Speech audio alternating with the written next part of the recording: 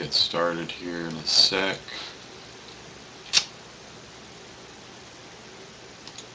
So I'm just gonna, so where I left off the last time, I was sort of getting into how to make more geometry and use that to create more complex shapes. And I sort of talked a bit about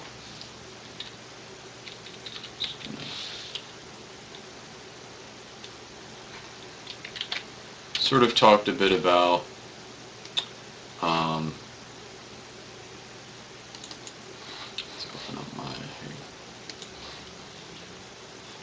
we went over creating some more complex shapes, and I started getting into some tools to be able to do that.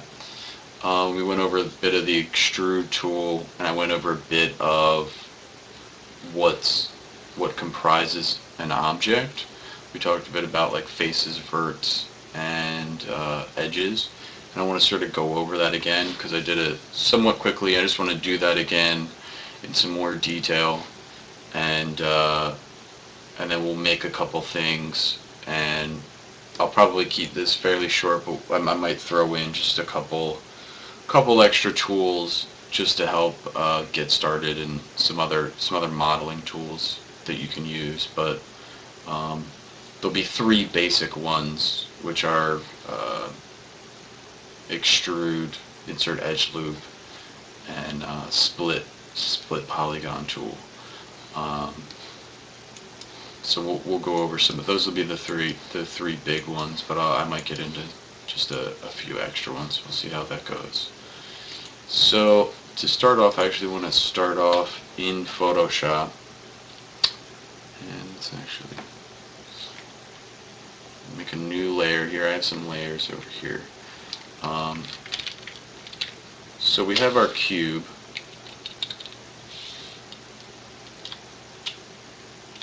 Just a little.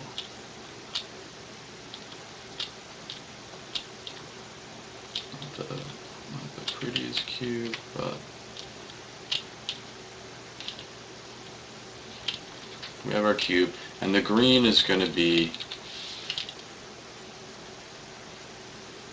our edges. And let's get blue. So blue will be our faces.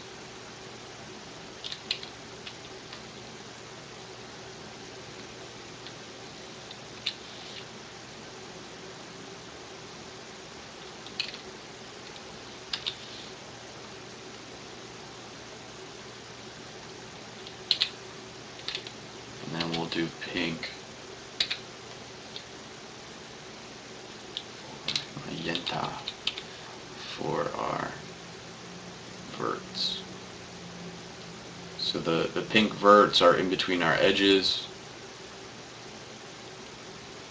and our 4 edges, or sometimes 3 edges, will make up a face. Since we can have more edges make up a face, that's a n-bound.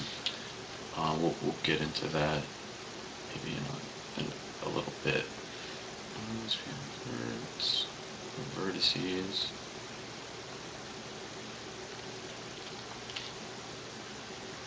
And we have faces. And all of this will make up our objects.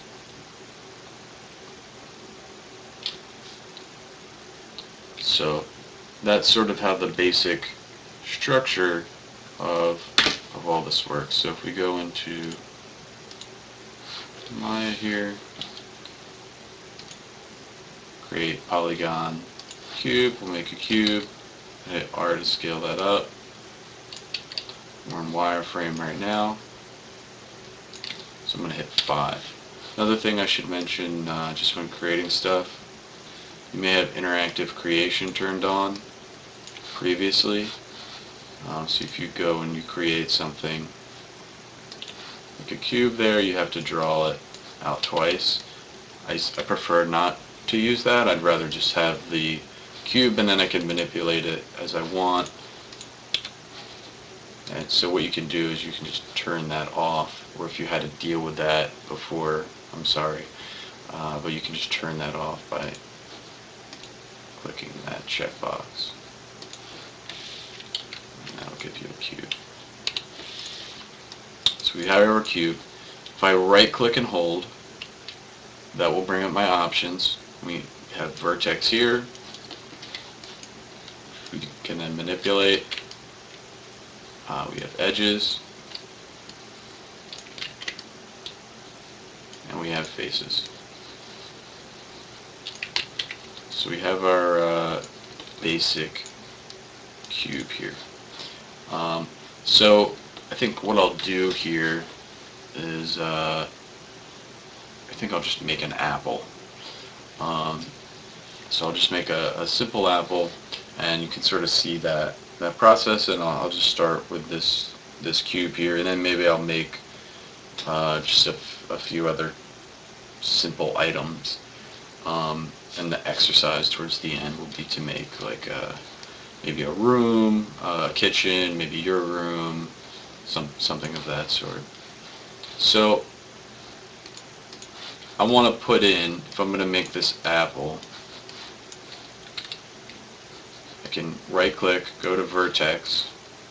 I'm going to marquee select, so I'm left clicking and dragging. And that's going to select those verts. You can see they're yellow now. And then I hit R to scale, and then I'm just going to universally scale that in a little bit.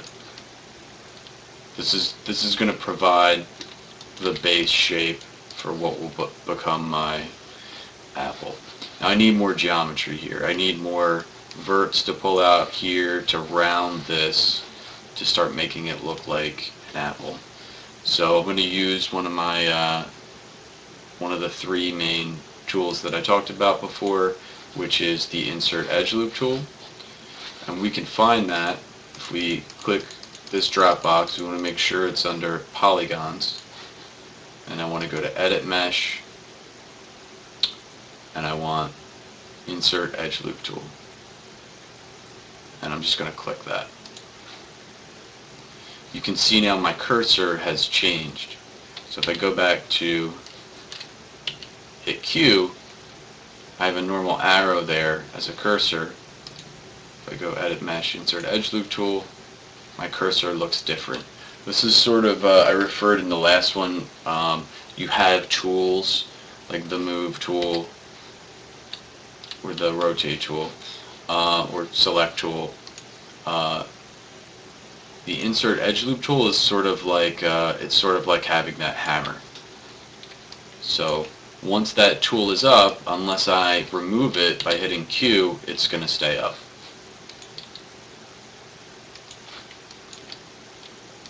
And the way you can see that is that I just dropped two edges in there. So you want to be careful. If you only want one, you want to make sure you hit Q, otherwise you'll continue to put those in. When I put this in, I put it on the edge that is perpendicular to where I want it. So if I wanted something going down, I would hit this perpendicular or side edge in order to have that go down. So I want this one to be horizontal, so I'm going to hit the vertical edge here. And I'm left clicking and holding right here, which is allowing me to drag this. Okay, so I'm just going to deal with that one for now. I'm going to hit Q to remove that tool. And I just want to point out over here on the right, we can see in the channel box I have a split ring. What this is this is my history. So it has recorded the history of me creating the cube, me tweaking the verts, and then me putting in that edge loop. Here's a little interesting thing where the weight is sort of where that edge loop is. If I put in 0.5, that'll be half of the edge above and below it. If you want to get something that's, pretty close to in the middle or just directly in the middle. So, little review from last time. I'm going to hit spacebar to pull out. I can zoom out here. I'm alt middle mousing to pan. And I will spacebar into my front view. I'm going to right click and hold over this edge to go to vertex.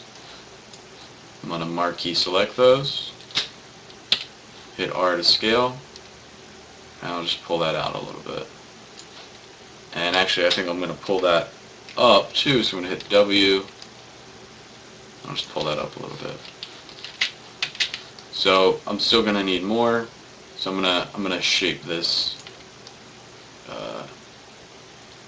out a bit more. One thing to also keep in mind is you don't want to get too dense too early, especially in a certain direction. So if I take my insert edge loop tool, I don't want to drop a bunch of these in and start shaping this to get a perfect curve. I want to sort of get large shapes first and just work big to small. The problem with doing something like this is you can even see sort of there the curves become a little bit difficult. But now also if I want to put in some vertical ones, I have a lot more verts to deal with to start shaping this out. So you want to keep it light until you get sort of the base shape. When you have the full base shape, then you start dropping in more edge loops and more geometry. So I'm just going to Control Z and get rid of all that. And let's actually put in some vertical ones right now. So what I can do is I can grab these and I will hit Shift and marquee select. It's going to add those. It did remove. It will do the opposite if you have something selected. So it did remove some of those, but that's okay. I don't need that center one to scale out. I hit R and I can scale that. Now notice that does create some problems. It's not even up top or on the bottom. I could grab this and move this. What I like to do, I sort of mentioned this, I sort of started to preface this in the last one. What I like to do is when I'm scaling, and in order to avoid that problem, I will hit Control, which is the negative modifier that I sort of talked about. So I'll hit Control as a negative modifier, and I will hold the opposite direction. So in this case it's Y that I want this to scale in. So I'm scaling in X and Z. So I'm negating my vertical scale right now by holding down Control and scaling this. I'm only going out in those two directions. It makes life a little bit easier. You may not want to do that at first.